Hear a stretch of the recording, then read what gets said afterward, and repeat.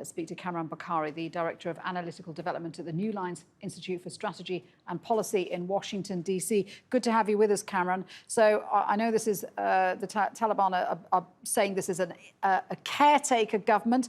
However, they did promise inclusivity, but there's no women, no ethnic representation, no former political figures.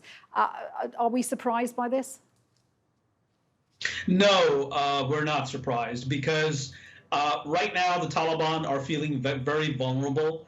As I pointed out in an op-ed that I wrote a couple of weeks ago in the Wall Street Journal, that look, they have to balance between pragmatism and ideological commitment.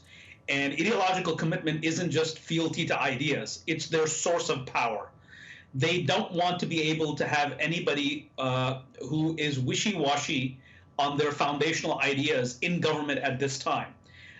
And we're talking about their own people, like Mullah Baradar became deputy prime minister, not prime minister, which was what some of us were expecting, because of this reason. They want to be able to make sure that they establish their Emirate 2.0 on strong footing, because they risk losing a lot of their people if they all of a sudden start to behave pragmatically.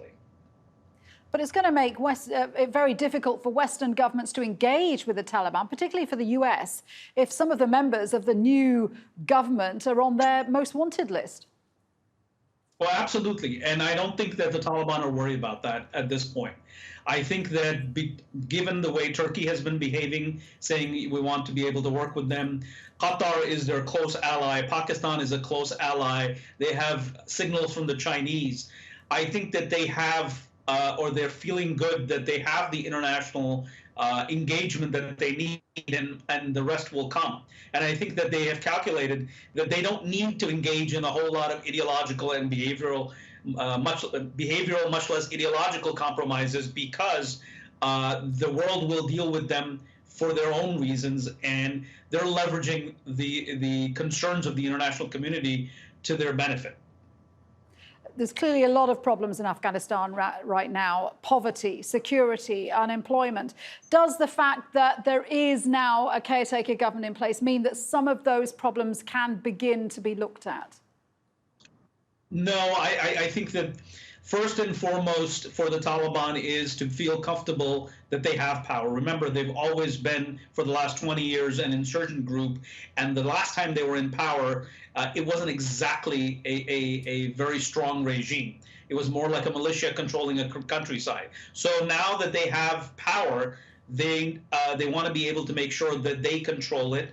And once that is done, they think that they have a window of opportunity in which to consolidate power and then deal with the problems of the country. This would explain their behavior, whether it's by their foot soldier on the street dealing with women protesting, or whether, this announcement from their spokesman that this is the new makeup of their government. In terms of the protests, which you mentioned there, yeah, there have been new protests, women coming out onto the streets demanding more rights, but also a lot of men supporting them and also condemning the perceived interference by Pakistan. Do you think we're going to see more protests against Taliban rule? And what is that going to mean for the stability of Afghanistan? Yes, I do. And I think that there are two things that frighten the Taliban. Number one are these protests from civil society, particularly women and young people, because they don't know how to handle this. They can, kill armed opponents, they can fight them, and because they are the largest militia in the country, they can defeat them on the battlefield. This is a completely different situation that they are not prepared for, which is why you're seeing, the footage of their soldiers, trying to not to use violence, but then in some cases the violence comes out because that's who they are. They know how to deal with issues through violence. So they're really afraid of civil society. And the second thing that they're afraid of is ISIS-K, because ISIS-K is waiting for them to become pragmatic, to join the comedy of nations, if you will, and then take all those disillusioned fighters who thought that they were going to establish some sort of an Islamist utopia. And when those people are going to be disaffected, they're going to go into the ranks of ISIS.